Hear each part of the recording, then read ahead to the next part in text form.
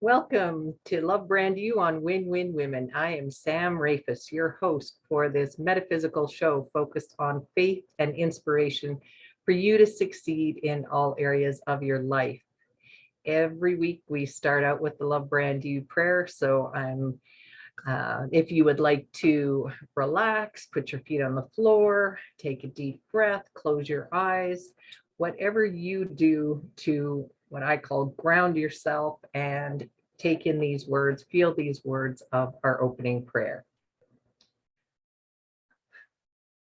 My God source loves me no matter what. I am always lovable and give myself compassion for everything I've ever done or not done. Love heals me more quickly than self-judgment. I choose love now, for me and for everyone in my life. For this I give thanks. I let it be so, and so it is. Amen. Okay, well, again, welcome to another edition of Love Brand You. This month theme has been all about health, and this is the last Thursday of this month. So I am ending on a topic near and dear to my heart that also has to do with health. And I'm going to tell you about how sobriety changed my life. So first off, I can say I truly didn't realize how addicted to alcohol, and especially wine. I'm going to say that I had a daily wine habit. I didn't realize how addicted I'd become to wine until I tried to quit. I tried, one of those 30-day experiments when you see, dry January or well, let's just say that's what I tried. It was one of those months way back in the beginning of 2020, and I thought, you know what, I'm going to do this, and I honestly didn't think it was going to be that difficult because I consider myself to be a healthy person. If you've watched the show, you know my love for holistic nutrition, and you know that I typically do live a fairly healthy lifestyle, especially when it comes to the food I put in my body. I usually walk every day, do some yoga, stretching. I am doing healthy body, mind, spirit type of lifestyle. So I can say that I typically looked at my wine drinking as something that I deserved.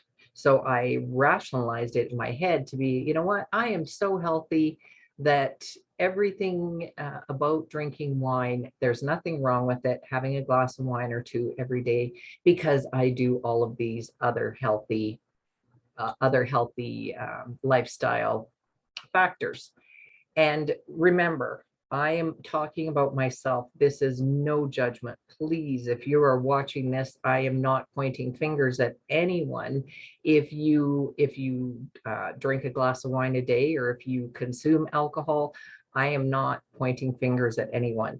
I am going to share some statistics with you today, some data, everything that I can share on the subject within the given time frame that we have here, and share a little bit about why I decided to go sober. Okay, so I will get back to a little bit more of my story if we have time, especially at the end. However, like I said, I want to share some data and statistics. And I'm in Canada, so I'm sharing Canadian statistics. However, in my research, you could say that many of the statistics I'm sharing, like Canada and the US, we're sister countries. So there is a lot of the statistics that are Canadian that are similar and parallel to the United States and other countries in the world. However, for the purpose of today's show, I'm sharing Canadian statistics. Okay, and overall, alcohol is the most normalized drug in the world. 78% of Western society drinks regularly. According to a survey conducted by NANOS for the Canadian Centre of Substance Use and Addiction, and this is from April 2020, so not that long ago, 25% of Canadians aged 35 to 54 are drinking more while at home due to COVID-19 pandemic. They cite a lack of regular schedule, stress, and boredom as the main factors. And more findings from the CCSA, which is the Canadian Centre on Substance Use and Addiction. So alcohol is the most commonly used substance in Canada. Understanding the impacts of alcohol use is essential to minimizing the risks and the harms. The health impacts of alcohol. Alcohol carries a special social and cultural significance in Canada. It is also the most commonly used substance.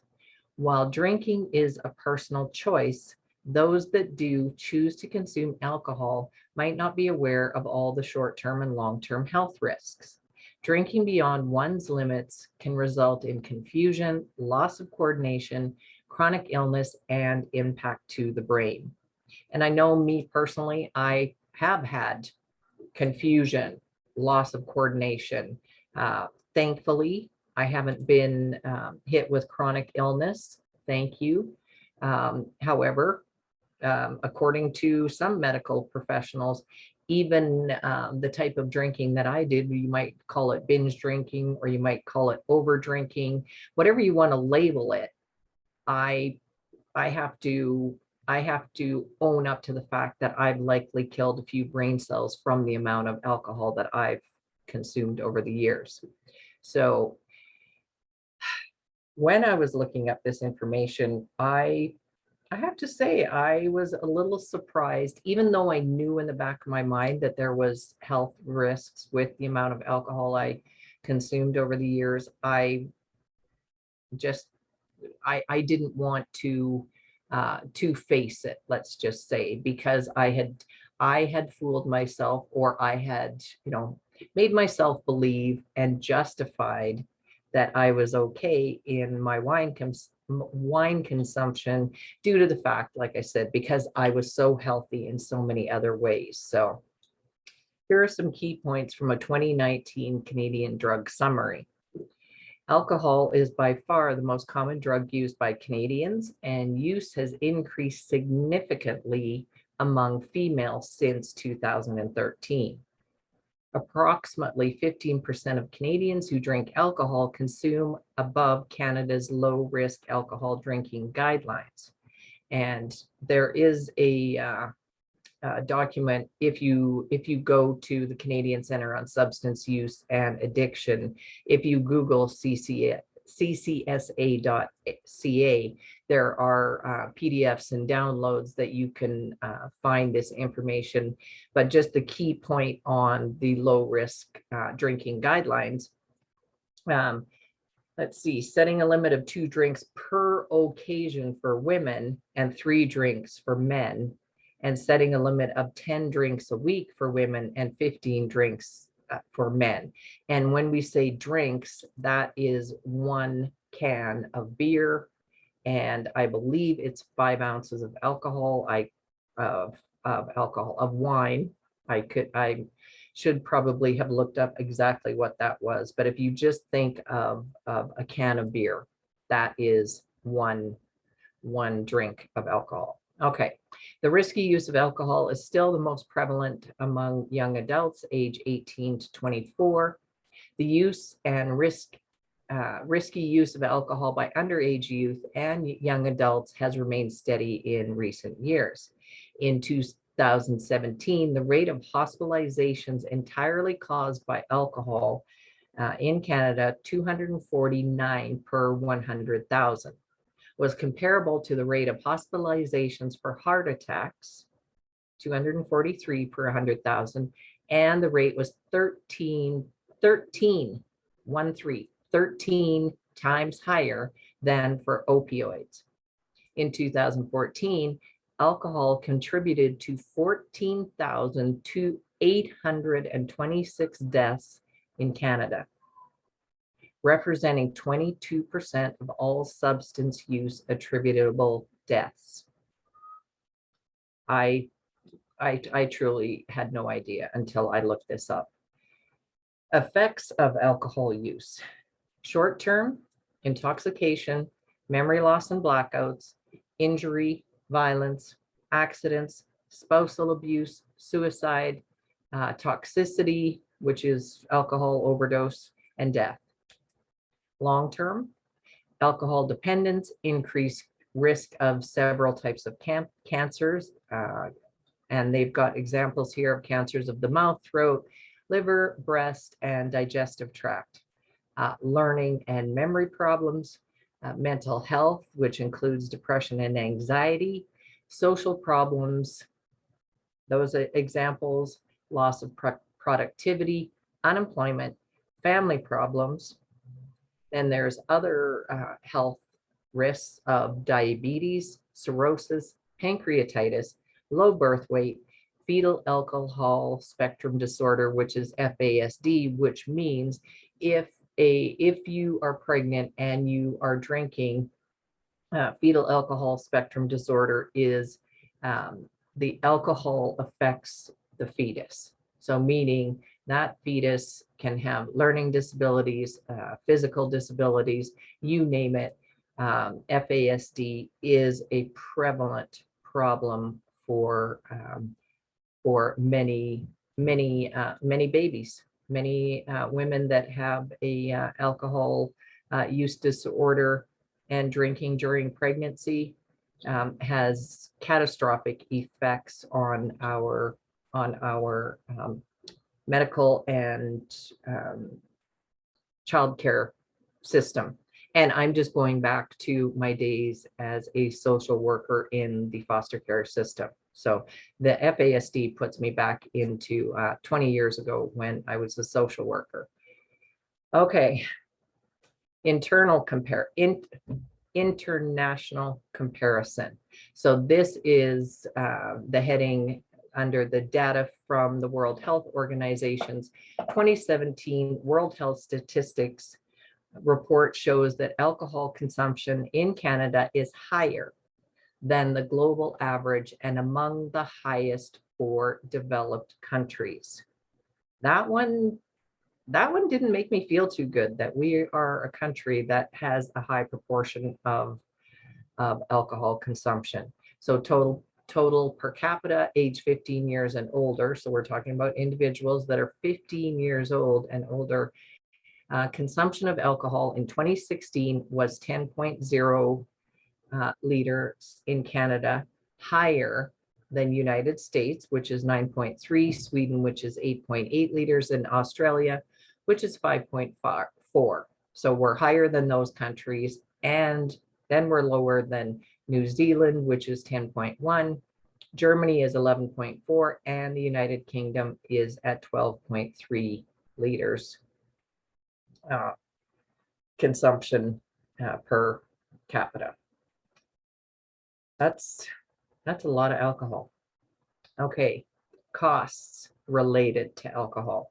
The most recent comprehensive cost study estimated the total cost of alcohol-related harm to Canadians to be $14.6 billion in 2014.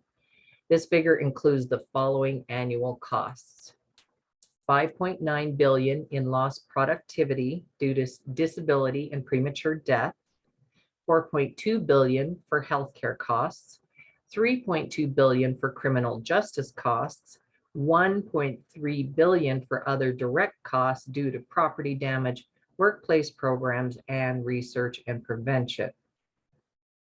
So those are the effects from that study for the Canadian population. Now, if we look at the medical side of it and the DSM-5, so now we're getting to the personal part. So looking at, we used to determine, at least in the old days, or 10 years ago, 20 years ago, we used to look at it and say, and wonder, am I an alcoholic? Is alcoholism, am I drinking too much? Does that mean I'm an alcoholic? So the DSM-5, which is the Diagnostic and Statistical Manual of Mental Disorders, which sets the standards for mental health conditions around the world, they have come up with a different way of looking at the use of alcohol, because if instead of trying to determine whether you're labeled as an alcoholic, the DSM-5 refers to alcohol use disorder. So it's less about characterizing the person, and it's more about understanding the spectrum of how much alcohol you consume and for what reasons.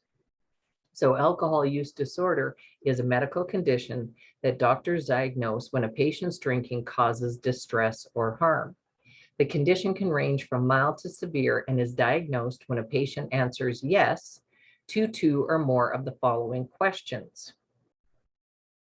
And I can tell you, before I was trying to rationalize the fact that I didn't have a problem with my alcohol consumption, and I just keep saying this is personal. This is, over time of looking at my alcohol use over the years, I can honestly say, when I'm honest with myself, that there were times before that I would think, I wonder if I'm drinking too much. However, I typically didn't drink and drive. I didn't drink while I was pregnant. I didn't, have any issues come up. I didn't have some of those things that might happen, that I had listed off in the key findings. I really thought that I was just a normal drinker and I didn't really have a problem with it. So that I had rationalized for myself. So when I first asked myself these questions, and this was prior to even 2020, when I really looked at, how much wine I was drinking, and I'll say a little bit more of that when I get more towards the end of the show to share a little bit more of my personal story. However, I can honestly say that when I first looked at this set of questions, I didn't want to face it. I honestly, I wasn't true to myself when I first answered these questions. So I'm going to read out these questions, and there's 11 questions. And I just want you to tick off in your head. And again, I'm not judging anyone. I am not saying, you have an issue or not, because it truly is your own feelings about alcohol, and then deciding what you want to do with it. I am just sharing this with you for how it impacted me and the realizations that I came to. Okay, so the questions. And these you answer according to, in the past year, have you? And then you answer yes or no. So in the past year, have you had times when you ended up drinking more or longer than you intended? 2, more than once wanted to cut down or stop drinking or tried to, but couldn't? 3, spent a lot of time drinking or being sick or getting over the after effects. So had a hangover or felt sick from over drinking. Experienced cravings, a strong need or urge to drink. Okay, so far I'm at yes for all of these. This was prior to me quitting. So if I put myself back to early 2020. Next one. Found that drinking or being sick from drinking often interfered with taking care of your home or family, or caused job troubles or school problems. That one I could answer no to. I could feel that I was functioning in that area. Continued to drink even though it was causing trouble with family or friends. I think I could answer no to that at that time. Given up or cut back on activities that were important or interesting to you, or gave you pleasure in order to drink. And this one I said occasionally. So I guess that's a yes. More than once gotten into situations while or after drinking that increased your chances of getting hurt, such as driving, swimming, using machinery, walking in a dangerous area, or having unsafe sex. And this one, possibly over my lifetime, definitely could say yes to that, but not if I answered honestly in the beginning of 2020, that one would have been a no. However, thinking back 10, 15 years ago, definitely put myself in a lot of unsafe situations at that time, especially before I had my kids. Continued to drink even though it was making you feel depressed or anxious or adding to another health problem or having a memory or blackout. This one, again, for me was a little bit of a maybe yes, because I didn't have big blackouts or big memory problems. However, I used alcohol to cope and I would say deal with social anxiety. Had to drink much more than you once did to get the effect you wanted. My tolerance definitely increased. Yeah. Or found that your usual number of drinks had much less effect than before. Yeah. So over time, I knew that I could drink more because I had a tolerance for more alcohol. And then found that when the effects of alcohol were wearing off, you had withdrawal symptoms such as trouble sleeping, yes. Shakiness, no. Irritability, yes. Anxiety, yes. Depression, no. Restlessness, nausea, a little bit, yeah. Or sense things that were not there. Not so much that. And anyway, so that's the end of the questions that the DSM-5 asks you. And not to split hairs or anything, because just because I didn't have all the symptoms on some of those questions, that's not a reason to celebrate. It still was a problem for me. So what they are saying here, if you have any of these symptoms, your drinking may already be cause for concern. The more symptoms you have, the more urgent the need for change. So according to the DSM-5, mild alcohol use disorder is two or three of the symptoms. Moderate is 4 to 5 of the symptoms, and severe is 6 or more symptoms. So when I actually looked at this for myself in 2020, so let's talk back to my story. It was when we were first locked down, and I was moving my daily wine o'clock. I referred to 5 o'clock as wine o'clock when I was first in lockdown. Then I moved wine o'clock up to 4 o'clock, up to 3 o'clock, and then it ended up being where I was drinking probably at least a bottle or more a day. If a bottle was opened, I finished it. And if it was early, if I'd especially started early in the day, then if it was, only 7 or 8 o'clock, then I would reward myself with opening another bottle. And again, I would rationalize my wine consumption. So anyway, when I answered these questions, when I had decided that I was going to do a 30-day stop drinking detox, and I thought it would be easy. When I answered these questions, I would say I was at least in the moderate range and maybe even closer to severe with answering yes to a lot of those questions. So 2020, I'm staying with my daughter. My daughter had just had my grandson, so I wanted to spend time with them. And I thought, oh, this is a perfect time. I'll do 30 days. I'll be really present for my daughter and my grandson. This is an exciting time. And it wasn't 2 or 3 days. And I was severely physically addicted and psychologically addicted. And I can look back on it now, because a couple days would go by and I would think, oh, I deserve a glass of wine. Oh, I'm fine. I don't have a problem. These are the stories I would tell myself. I'm good. I'm still eating really healthy. I was walking my daughter's dog like 4 times a day for her, because she had the baby, and it got me outside and got fresh air. So here I am, still doing all of the healthy activities that I did, plus eating healthy. So I stopped my 30 days. Then my wine consumption would creep up again. Anyway, I went back and forth until I finally went, you know what? I really need to do this. I really need to do 30 days. And I can tell you, it was one of the hardest things that I've ever done. And thinking back to that time, I was just amazed at how hard it was to not drink. And when I decided, then at that point in time, I was really determined to quit. I was really determined to make 30 days.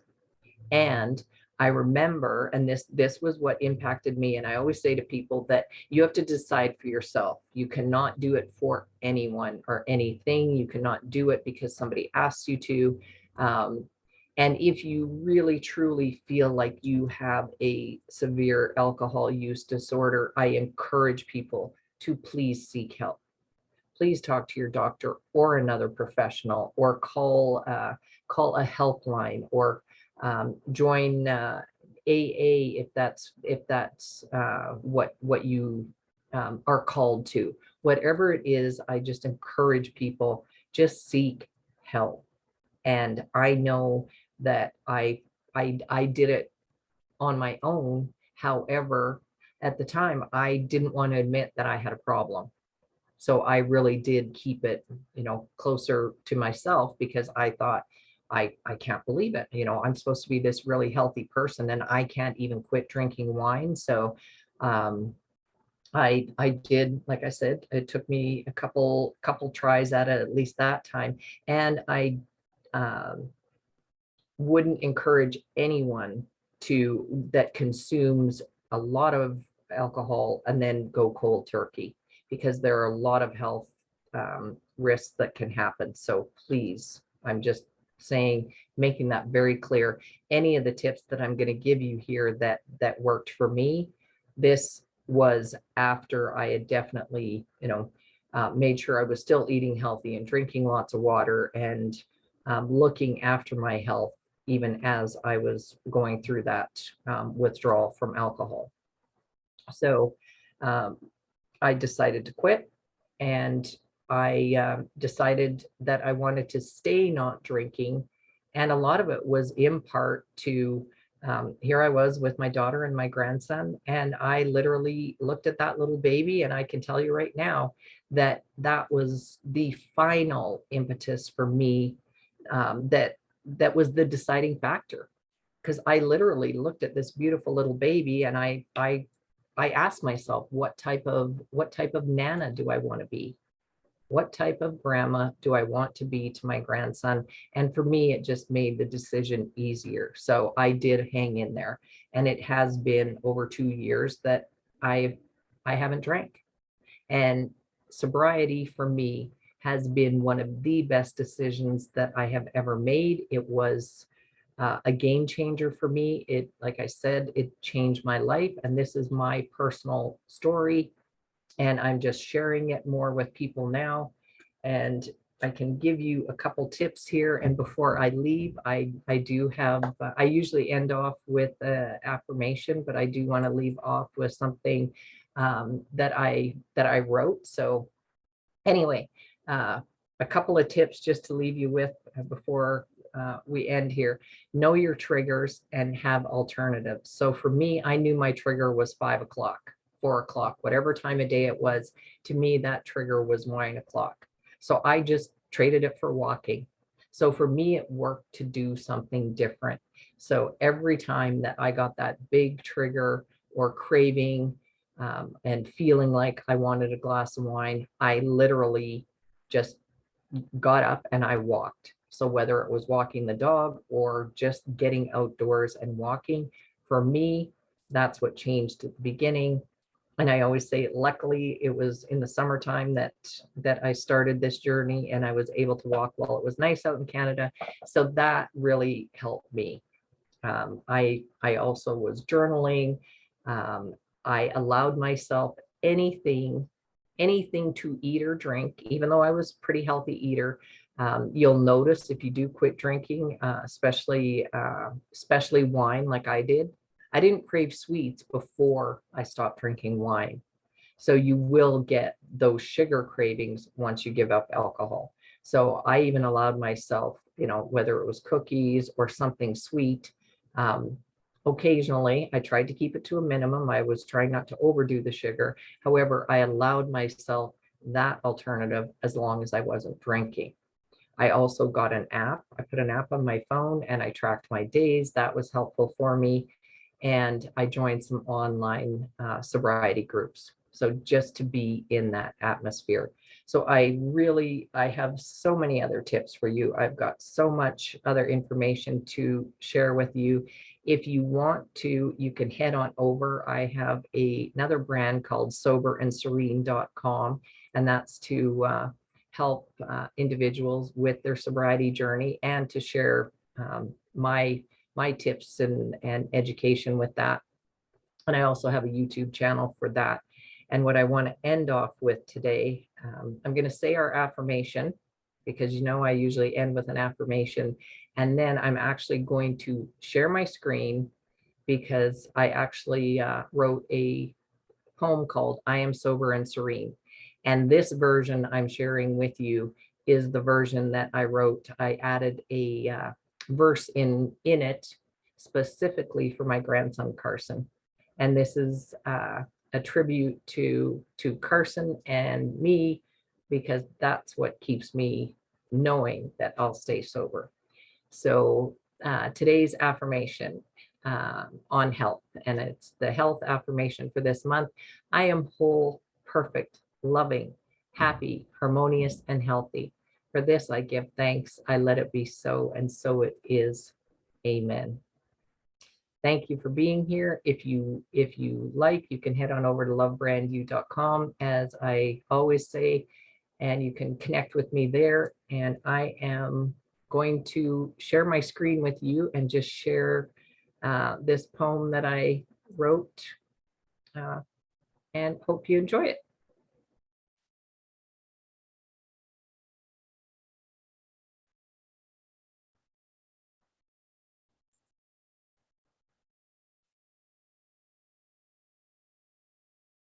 Just got to get to the right spot.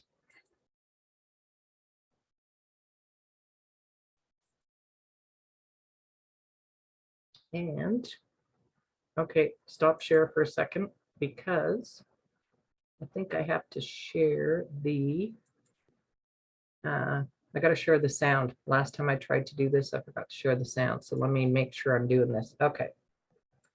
All right. I think we got this. What people say, I am sober and serene. I am sober and serene. I forgive my past mistakes. I am sober and serene. This moment, hopefully you so can I hear it. choose. Step by step, I am renewed. I am sober and serene. I am sober and serene. I feel it to be true. I know it to be so. I am sober and serene. I am sober and serene, no matter what people think, despite what people say. I am sober and serene. I am sober and serene. I forgive my past mistakes and bless today with grace. I am sober and serene.